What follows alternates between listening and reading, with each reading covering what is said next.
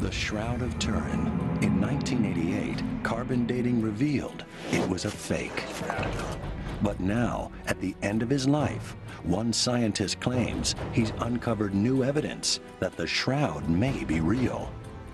I think I can come very close to proving that it was used to bury the historic Jesus.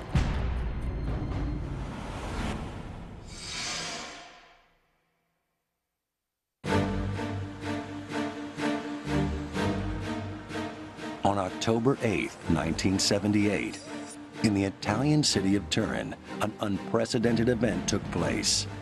The Shroud of Turin, one of the most mysterious objects in the Western world, was finally going to be examined by scientists. For 120 hours, the Shroud of Turin Research Project, or STURP, would run thousands of tests on this sacred 14-foot piece of linen, believed by many to be the burial cloth of Jesus Christ. We opened up Pandora's box and created a whole new group of questions. Many worried that what they would find might rock Christianity to its core. It's like the courtroom drama will say, it's real, and this is Jesus, or it's not, and it's a hoax, and you've all been defrauded, and by implication, religion and faith are a joke. One of the leading members of the STURP team was Ray Rogers, a highly respected chemist from the Los Alamos National Laboratory. Rogers was a man of science, not God, and yet he was absolutely captivated by the Shroud. For him, it was a great mystery waiting to be unraveled. I don't believe in miracles that defy the laws of nature. The scientific journey that brought Rogers and dozens of other scientists to the Shroud of Turin began with an amateur photographer, Secondo Pia, who in 1898 took the very first photo of the Shroud. A photo that revealed something no one had ever seen. When Secondo Pia makes this photograph, he almost dropped the plate. It scared him because he said, "My God, I was looking into the face of the Lord." The image on the Shroud was very faint, but Pia's photographic negative brought a face into stark relief. It was the first real evidence there was more to the Shroud than the naked eye could see, and it caused an uproar. He's immediately accused of fraud, immediately accused of cheating, lying, and manipulating this. It's a fake. And it wasn't until 1931 when Giuseppe Henriet is allowed to photograph the Shroud for the second time, gets the same results, of course. The world of science suddenly looks at the Shroud and says, well, wait a minute, maybe we should look at this closer. But scientists were not given the opportunity to look more closely at the Shroud. Another 40 years would pass before they made another major breakthrough using a new high-tech image analyzer called a VP8. Peter Schumacher was a field engineer for the team that created the VP8, which was originally designed to analyze images from medical resources and satellites. Nobody in our company had ever even heard of the Shroud of Turin, let alone seen pictures or wanted to look at image analysis of the Shroud of Turin. What the VP8 analyzer does is plot the light and dark areas of an image onto a 3D grid. In the mid-70s, two American scientists, Eric Jumper and Joe Jackson at the U.S. Air Force Academy, heard about this new technology and asked Schumacher to use it to examine a photograph of the Shroud. We asked Schumacher to recreate that test for us so we could see exactly what it was that excited Shroud scientists 30 years ago. We placed 3 images under the analyzer: a self-portrait of the great master Leonardo da Vinci, a photograph of one of our crew members, and the 1931 photograph of the Shroud of Turin. First, Schumacher examined the charcoal self-portrait of Leonardo da Vinci to show how the analyzer reacts to a drawing or painting, which some have argued is exactly what the Shroud of Turin is. If it was painted, it would look like the Da Vinci, which came out basically looking like noise. It's a fairly bland contrast. Next, we wanted to see what a regular photograph looked like under the VP8, so we tested a picture of one of our crew members. If we look, Jim's cheeks really aren't that flat. His eyebrows are not really grooved into his forehead. His nose really doesn't smear all over his face. This is what every photograph looks like under the VP8. It is not rendered with real height or depth, the things that make up a true 3D image. But when a picture of the shroud is placed on the analyzer, something remarkable happens. All of a sudden, we're seeing contrast that has something to do with height and depth, real distance. The nose has a prominence, the cheeks roll off, the hair has a shape to it and is rounded. The whole image has dimension to it. Schumacher's results deepened the mystery started by Secondo Pia.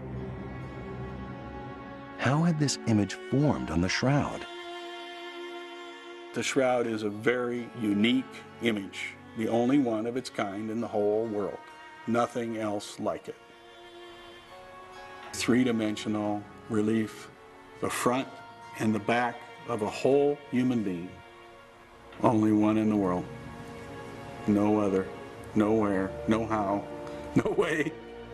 I don't know any way to make it. I've never heard of a way to make it. Just the Shroud of Turin.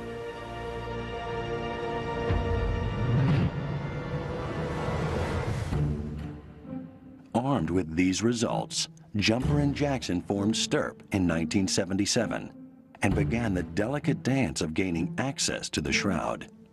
The VP8 was the catalyst that caused the formation of the STIRP team. They said, we should see if we can figure out how this image was formed.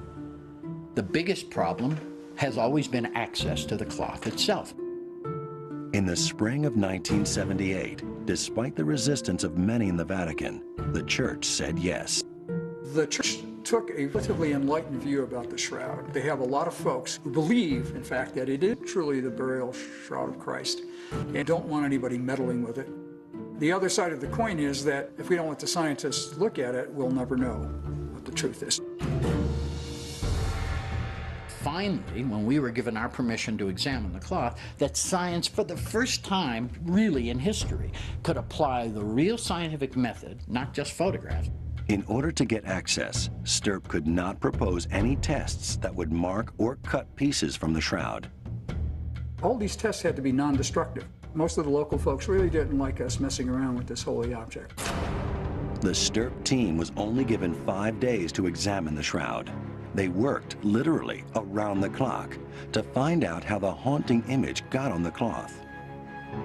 Barry Schwartz was one of the few photojournalists permitted to record the event. There were spectral analyses done. Sam Bellicore had a spectrophotometer with him that he was using. There were a mosaic of photographs made. It was photographed with ultraviolet fluorescence photography. It was X-rayed using X-ray fluorescence and reflectance imaging. Ray Rogers' tests found that there were no pigments, no dyes, no binding agents typical of paint of any kind on the main body of the shroud, meaning the shroud could not have been painted or drawn. But the most fascinating revelation of all was the story told by the bloodstains on the shroud. When someone is tortured, as the Bible tells us Jesus was during his crucifixion, red blood cell walls are ruptured, releasing hemoglobin into the body. The hemoglobin is quickly broken down, creating high levels of bilirubin, and the wounds begin to clot. STIRP's analysis showed the stains on the shroud were these blood clot secretions, with extraordinarily high levels of bilirubin, exactly consistent with the trauma of crucifixion. Then there was the ultraviolet fluorescence photography that revealed one more incredible clue hidden from the naked eye. You can visually see these serum stains around the blood stains that were never visible until our team photographed the shroud with UV fluorescence photography approximately 2,000 years after this man ostensibly was killed. Serum is the liquid component of blood. Composed mostly of water, the stains were invisible on the shroud until ultraviolet light made them appear fluorescent. No medieval artist could have anticipated the invention of ultraviolet fluorescence photography and said, well, I'm going to hide this serum stain, and 700 years from now, they'll find it. Give me a break. Stirp had set out to determine how the image on the cloth had been created, but they were unable to find the answer. We have an image that modern science, with all of its techniques and technology, and by 78 standards, we had the best that there was, couldn't answer the simple question, how does that image get on that cloth? Ray Rogers and the Stirp team finished their research on the Shroud of Turin with more questions than answers. For if this was not a painting, how had the image formed on the cloth? If the blood was real, whose was it? And how and when had that man died? 2,000 years ago, the Gospels tell us the Roman Empire crucified Jesus of Nazareth. His battered body was then wrapped in a simple burial shroud. For centuries, many believed this 14-foot piece of linen was that cloth, even though there had been very little evidence to substantiate that claim. Even its origin is not known, for the history of the shroud is as mysterious as the image itself. The first record of the shroud, the first place it was displayed, was here in the small French town of Luray, some 1,300 years after the time of Christ. In 1536, it was nearly destroyed by a church fire. It was heavily stained by water. Whole sections of it were worn down by human hands that touched it every time it was put on display from the Poor Clare order, sewed on a backing cloth to the shroud in order to preserve it. Finally, in 1578, the shroud was brought to its final resting place, Turin, Italy. Over the next 4 centuries, the church periodically displayed the shroud to the faithful, who believed they were looking at the face of their Savior. But for modern science, its authenticity was never a question of faith. What mattered were facts. Stirp, the first scientific team to attack the problem, proved that the shroud was not a painting or a dyed relief. But for all their expertise, they could not say how the haunting image had been created. Many Stirp scientists did note, however, that the image was remarkably consistent with crucifixion. The bloodstains, the scourging, all seemed to suggest the body of a crucified man. But is there any way to scientifically prove this? Crucifixion was a gruesome, drawn-out, and painful death, reserved for criminals and the lowest rung of Roman society. You weren't nailed up there to kill you. You were nailed up to be crucified, tortured. They didn't want you to die right away. In fact, there was evidence that they were surprised that Jesus died so soon. Forensic pathologist Dr. Frederick Zugaby has investigated many gruesome crime scenes in his professional life as chief medical examiner for Rockland County, New York. My area was mechanism, manner, and cause of death, and type of suffering the individual had. Dr. Zugaby's fascination with the pathology of crucifixion started in 1948 when he was still a college student. He decided to build his own experiments to investigate the fundamental question: if the shroud had been found at the scene of a crime, would the forensic evidence confirm crucifixion as the cause of death? Okay. When Zugaby started his research, forensic knowledge of crucifixion was almost non-existent. Okay, and how's that? Dr. Zugaby had a cross built so that he could determine how crucifixion actually causes death. This experiment would help him analyze the forensic evidence on the shroud. The only available assumption at the time was that the victim suffocated from the weight of his own body, but Zugaby's experiments suggested otherwise. The cause of death was due to shock, which causes failure of the heart as a pump. Of more interest to Zugaby were the nails through the hand. The shroud shows a pool of blood near the wrists of the crucified man. But are human hands nailed to a cross strong enough to support a crucified body? Dr. Zugaby designed special gloves and meters to test the theory. The calculation that we made shows that the palm of the hands would definitely hold. Dr. Zugaby made another startling finding. The Roman practice of nailing a victim's palm to the cross would have ruptured the median nerve in the hand. This has the effect of turning the victim's thumbs inwards. A careful examination of the shroud reveals that the victim has his thumbs turned inward. They are hidden underneath the palms, just as one would expect if the median nerve had been ruptured. That was extremely accurate. The thumb had been pulled in. It's like missing on the Shroud of Turin. The ruptured median nerve was far from the only clue that Dr. Zugaby's investigation found on the shroud. Looking at the face, it was not symmetrical, showing evidence of a beating. I looked at the angulations of the blood in the head region where the crown of thorns was. The blood flows going along where the muscles will contract, and they had a corkscrew appearance. The blood shows a flow in the back of the hand, and it runs nicely along the side, and it accumulates a pool. I've seen it in many, many cases of injuries to the hand in the medical examiner's office. From this wealth of data, Dr. Zugaby came to one overwhelming conclusion about the image on the shroud. From the forensic pathology point of view, it is totally consistent with a crucified individual. I have no doubts at all. But even if Dr. Zugaby was right, his work could not answer the fundamental question that might tie the shroud to Jesus of Nazareth. How old was it? That could only be resolved if the Pope would allow scientists to cut a piece of cloth from the shroud to carbon date it.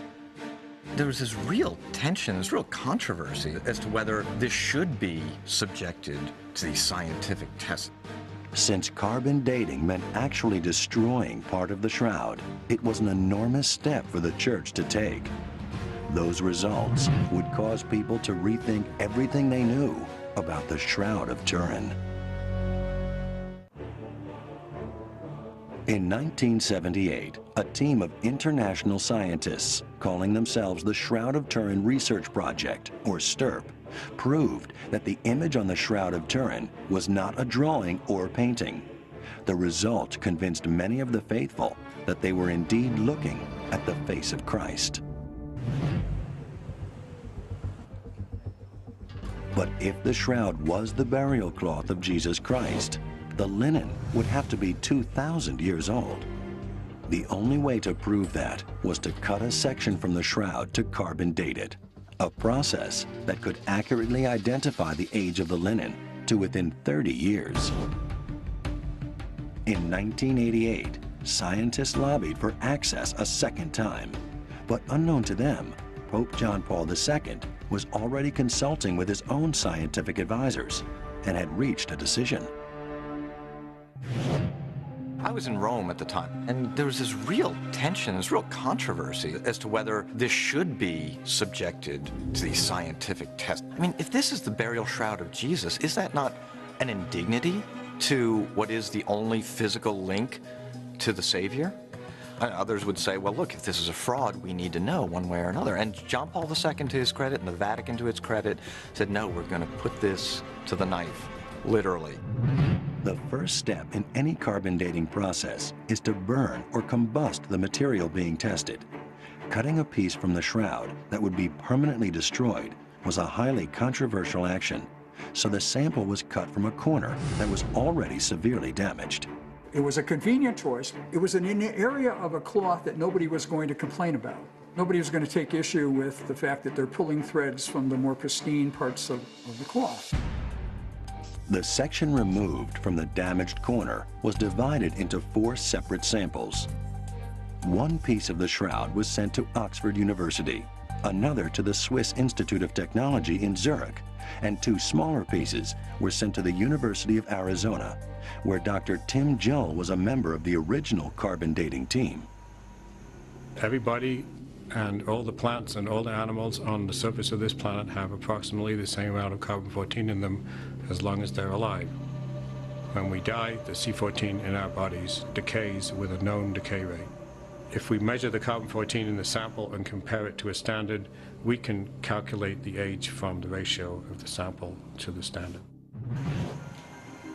First, the shroud sample was cleaned of any impurities. Then, it was literally burned up. We start off with a piece of linen, and we combust it at this end, turning the carbon of that sample into a gaseous state.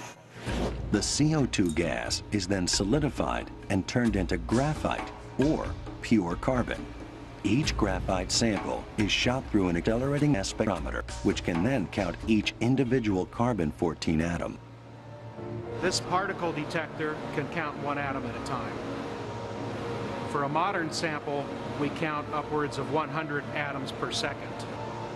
For an old sample, one that's close to 50,000 years, we may count 5 or 10 atoms in 2 minutes.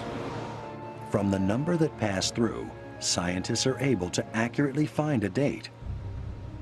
For the Shroud of Turin test, each lab worked secretly and independently of the other, and yet each came up with the same range of dates.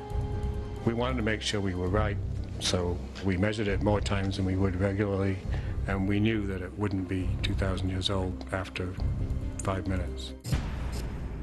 The Shroud of Turin turned out to be a medieval sample from the 14th century, and that's what the radiocarbon date shows.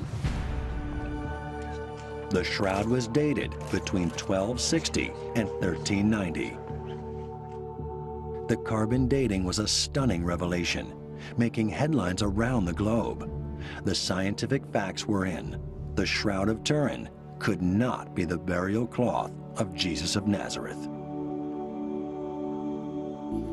STIRP member Ray Rogers had always been open-minded about the authenticity of the shroud, but he was a man of science, and in his view, this was final, conclusive evidence that the shroud was a fake.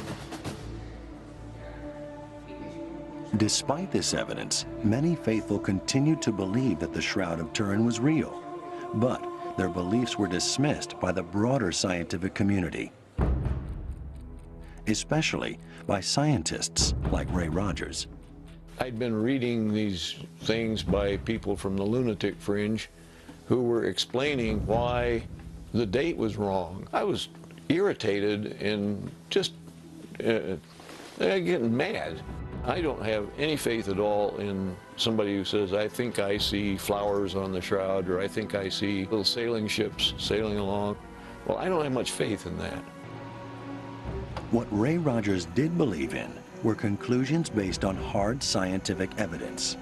But the pragmatic man of science was about to get the shock of his professional life. The carbon dating of the Shroud of Turin in 1988 concluded that it was not the 2,000-year-old burial shroud of Jesus of Nazareth, but a fake, dating only as far back as the 1300s. Ray Rogers and the STIRP team had ruled out the shroud was a painting or dyed relief, but it was still a mystery how the image had gotten there. And that sliver of doubt was enough for many to keep the faith. There are people who are so emotionally involved in this that they're not going to accept any scientific result. Their faith is not going to be shaken by some pointy-headed scientist.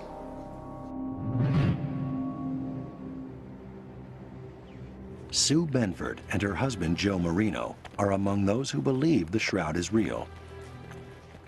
I had never heard of the shroud before 1997. I was flipping channels and saw the face on the TV, and there was something very knowing that I had that was really Jesus's face. Benford says that this vision inspired them to find proof that the carbon dating results were wrong. Both acknowledge that they are not scientists and that they have no scientific background or accreditations. Sue runs a small not-for-profit that advocates for the humane use of animals in scientific research. Joe works in an Ohio State University library. And yet, they may have uncovered the clue that will finally solve this mystery. Look here. Nowhere else is there this definitive, intentional dark green. Working out of her home with photos taken by the 1978 STIRP team, Benford noticed something strange about the area where the carbon dating samples had been taken. The herringbone weave that is so consistent throughout the main body of the shroud seemed misaligned, off-axis. Our theory is that there's a mixture of 16th century cloth and 1st century cloth, and the data that we're finding on the cloth matches that theory. Benford and Marino argue that carbon dating is wrong because the section from where the samples were taken had been contaminated with fibers from a later date. According to this theory, cotton in the 16th century was visibly woven in the linen fibers of the shroud. A fixer was applied to the patched area, and the repair was expertly dyed so that it would be invisible to the naked eye. It is a craft called French weaving. When you do this type of French weaving, you're not just stitching two pieces of material together, and that would give you all of one and all of the other. It's more like this. The ends are unraveled in the main cloth, the ends are unraveled in the patch, they are spliced together, and the threads are connected and interwoven, so you see literally an interweaving such that you have old and new on both sides of the equation. Well, I'm skeptical when I'm listening to this, but they had taken photographs that were available of the samples taken for the carbon dating, and they had submitted these to several textile experts who didn't know they were looking at a photograph from the shroud, and each of these textile experts, independent of each other, said, you know, this looks rewoven. The samples taken for radiocarbon dating were cut from one corner of the shroud, adjacent to a seam. It was effectively an area that was damaged by someone cutting a piece out of it, possibly to sell as relic, so it needed to be repaired. So when the C14 samples were taken, you're going to have a lot of in-mixing on both sides. So unless you actually took one thread and did them individually, you wouldn't get a 1st century or a 16th century. You'd get, you know, guess what? Something around 12 to 1400. Benford went looking for statistical anomalies in the carbon dating results that would confirm a mixture of old and new threads. What she discovered was an incredible pattern that could not be explained away as coincidence. If you look at their unpublished data now, Arizona had some of the oldest dates at 1238 and the youngest at 1430. And you think, were they really 200 years off in their lab? Well, perhaps it's because of material they took from both of their different sides. Now, we don't know that for sure, and they haven't confirmed that. But that's interesting. Oxford is the next oldest, and they're the closest to this side with the most main 1st century material. Zurich is in the middle, and guess what? They have the middle amount, and they have the middle date. In 2000, Benford and Marino presented a paper in Orvieto, Italy, detailing their theory that medieval cotton had been introduced into the damaged corner of the shroud. Not surprisingly, it was immediately dismissed by the scientific community. One scientist in particular was outraged.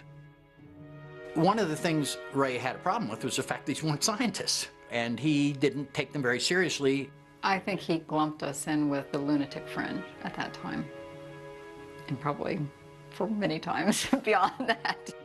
I had given up on the shroud, and this was about the same time that the lunatic fringe were coming up with an infinite number of ways the date could be wrong, and this was just the last straw. I got a call from Ray, and he goes, what the hell is this? This is nonsense. I can prove these people wrong in 5 minutes. And I said, well, Ray, go for it. But when Ray Rogers went into his lab, he was shocked by what he found. In his opinion, Sue Benford and Joe Marino were right. In 1988, science declared that it was impossible for the Shroud of Turin to be the burial cloth of Jesus Christ. It was only 700 years old. Sue Benford and Joe Marino offered the first real challenge to the carbon dating results. They believed that they had proved the carbon dating wrong because the section from where the samples were taken had been tainted with 16th century cotton fibers. Chemist Ray Rogers, an original STIRP member, thought the Benford-Marino theory was wildly implausible. He just didn't buy it. He said, that's nonsense. It can't be true. He was the gunfighter of STIRP. He was one of those guys that if he didn't like what you were saying, he'd have pulled out his 6-shooter and fired off 6 before he had a chance to take a breath. He was not very tolerant, especially of people doing bad science. It sounds far-fetched. I mean, it does sound extremely convenient. You know, I didn't believe it myself when I came up with it. Rogers was in a unique position to confirm or dismiss Benford and Marino's theory. Ray had in his possession, from 1988, the tape samples lifted from the surface of the shroud. But remember, those were not big fibers. Those were fibrils taken from the surface. He also had some samples that were taken from the shroud by Professor Reyes, who took samples in 1973 from a corner that was immediately adjacent to the area taken for carbon dating. What few realized was that Ray Rogers was in a race against time. He was losing a long battle with cancer. His old friend, Barry Schwartz, recorded this interview to ensure Ray could recount in his own words what he did next. So I read their paper and I thought, I've got the samples that can shoot that full of holes. So I got out the Ross samples and I got out the Shroud samples and I went to work again. A couple hours later, he calls me and he goes, boy, he says, I can't believe it. He says, they were right. There's cotton here. He says, there's no cotton in the rest of the shroud, but there's cotton interwoven here. They must be right. No one was more shocked than Rogers himself. His initial observation seemed to confirm Benford and Marino's hypothesis. But he knew to be absolutely certain he needed to examine the threads that were carbon dated. Until I could get a sample from the real radiocarbon cloth, a documented sample, you know, I couldn't prove anything. The carbon dating process destroys the sample as part of the dating procedure. But all the labs involved in 1988 had held on to a small sample as a reserve. The authentic radiocarbon sample that I got, these segments of yarn were cut from the middle of the radiocarbon sample, so there was no question about them. And when I looked at these samples from the radiocarbon area, there's no problem at all finding cotton in them. Rogers was now convinced that Benford and Marino had been right. In fact, he found other evidence they had missed, which proved the shroud had been repaired with cotton fibers in exactly the section where the carbon dating samples had been taken. If you happen to hit a place where a yarn segment from the original shroud was spliced into the new reweave part, the splice very definitely shows the new yarn that was being put in and dyed to match. The only thing in the shroud that was dyed or stained was this radiocarbon area. So my hypothesis at the moment is that this was done on purpose to fool your eye. Rogers also returned to STIRP's 1978 experiments to see if there was anything the carbon dating labs had overlooked. And when we went back and looked at the ultraviolet photographs, here is this area that's significantly darker. It doesn't fluoresce as much. And it's just this area around the raw sample and where the radiocarbon sample was cut. And if they had looked at any of the photographs that we had and studied the information we had as of 1978, they would have known that that was the worst possible place they could have taken a sample. Had somebody paid attention to my photographs of 78 and other data that we gathered, they would have chosen a different area. My conclusion is that that area was manipulated. It was done by somebody with great skill and different materials than were used to make the shroud. In 2005, just 5 weeks before losing his battle with cancer, Rogers published the last paper of his distinguished career. He did not call into question the science of the carbon dating labs. In fact, he believed they were accurate, but only for the damaged section of the shroud.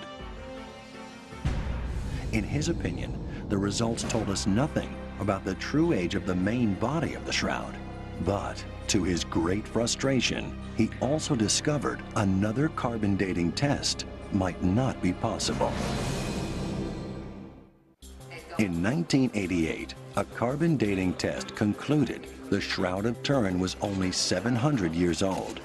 It had been dismissed as a hoax. But what if that was wrong? What if, as Sue Benford and Joe Marino argue, the dating had been tainted by the presence of medieval fibers? If they're right, then the Shroud of Turin might just be what the faithful believe it to be. I don't believe in miracles, no way. At the end of his life, Ray Rogers had been pulled back into his lab by Benford and Marino's theory. To his astonishment, he found himself agreeing with them. I'm coming to the conclusion that it has a very good chance of being the piece of cloth that was used to bury the historic Jesus. He writes a paper that's accepted for publication in Thermochemica Acta, January of 2005. And that paper is the only peer-reviewed science that challenges the carbon date with anything credible up until that point in time. Rogers was perhaps the only person who could confirm this theory, as he had access to fibers from both the main body of the shroud and the carbon-dated section. He also knew from his own experiments in 1978, the shroud was free of any pigments or dyes. And yet, when he looked at threads from the corner where the carbon dating samples had been cut, that's exactly what he found. Dyes, gums, resins, all signs that this section had been repaired hundreds of years ago. You've got photomicrographs that demonstrate this very clearly. The cotton fibers from the radiocarbon sample are fairly heavily coated with the gum dye mordant, and some of the linen fibers don't show any of that at all. They look just as slick as anything, and it didn't stick to them. Here's the whole crux of it. Linen is very difficult to dye, and it ages as time goes on, so it's colored. So in order to match a reweaving with the original color, you have to use cotton, and you dye the cotton. Ray found some waxes on those samples that suggested to him that the threads were from a so-called invisible reweaving process. But Rogers knew that his findings needed to be tested with equipment far more advanced than he had had in his home lab. I was given this assignment by a dying man, and I wanted to complete what he had hoped for. Bob Villarreal was a colleague of Rogers at the Los Alamos National Lab. As a dying wish, Rogers asked his friend to independently confirm his findings. It was a race for him because he knew he was dying. He wanted to know, is this corner of the shroud of the same composition, whether it was flax or linen or cotton? If it was cotton, it's not the same as the main shroud. But before any tests could be conducted, Ray lost his long battle with cancer on March 8, 2005. He was 78 years old. After Rogers' death, Villarreal was determined to confirm his friend's findings. He sent the fibers Ray had given him to a colleague at the Los Alamos lab. Right away, something remarkable happened. I received a call from him, and he said, the thread that I was going to analyze broke into 2 pieces. Is God going to be mad at me? The threads turned out to be 2 separate pieces woven together, just as Benford and Marino predicted. But even more important was what held them together, a mordant, a gum-like substance used for centuries to set dyes. This finding was a revelation, independent confirmation that this section of the shroud had been dyed. Since Ray Rogers had long ago confirmed there were no dyes on the main body of the shroud, it was now clear that carbon dating samples had been cut from an anomalous part of the shroud. The damaged corner was not like the rest. They come in and they snip, snip, snip, snip, snip in secret and take the worst possible sample they could. The people who certified the sample are still trying to convince everybody that everybody else is wrong. They're right. Those were perfectly valid samples. In the last months of his life, Rogers became a strong advocate for another carbon dating, but sadly, he also believed that this was no longer possible. For even if the age-old problem of access could be solved, there was another much bigger problem: the way the Shroud of Turin had been preserved. Ray Rogers talked about the fact that the box in which the shroud was kept, the reliquary, was treated with thymol, which is a chemical that kills anything alive, bugs, anything, bacteria. That treatment of thymol could impact future carbon dating of the cloth. According to Rogers, by using a plant-based chemical, thymol, to clean the reliquary, they had inadvertently done permanent damage to the shroud. It was now contaminated with modern carbon atoms, making it impossible to accurately date. But before he died, Ray Rogers thought he had found a solution. The shroud had been damaged by fire in 1536, leaving 16 distinct burn marks, marks where samples could be taken. And since they were already pure carbon, they could easily be cleaned of thymol. You got carbon there that's been charred since 1532, and charred cloth is very impervious to any kind of attack. So it makes a real good dating sample. And best of all, these charred areas had already been collected from a 2002 restoration of the shroud. In 2002, they removed the backing cloth, they removed all of these patches. You see like this charred area here? She snipped off the charred area from around these burnt holes, and they saved that. That's prime C14 stuff. You could date that. These carbon remnants might hold the key to finally solving the mystery of the Shroud of Turin. Some of Ray's colleagues have submitted a request to the Vatican for access to these burned samples to undertake a second carbon dating. The scientific world awaits another opportunity to find out if the shroud is the burial cloth of Jesus of Nazareth or an elaborate fake. But whatever the answer, it is almost certain the scientific debate over the Shroud of Turin will go on. If it isn't old enough to be the Shroud of Jesus, then I feel I'll have witnessed a miracle, because some medieval guy then will have created something that we can't even duplicate, nor can we fully explain, and I'd like to know how that was done.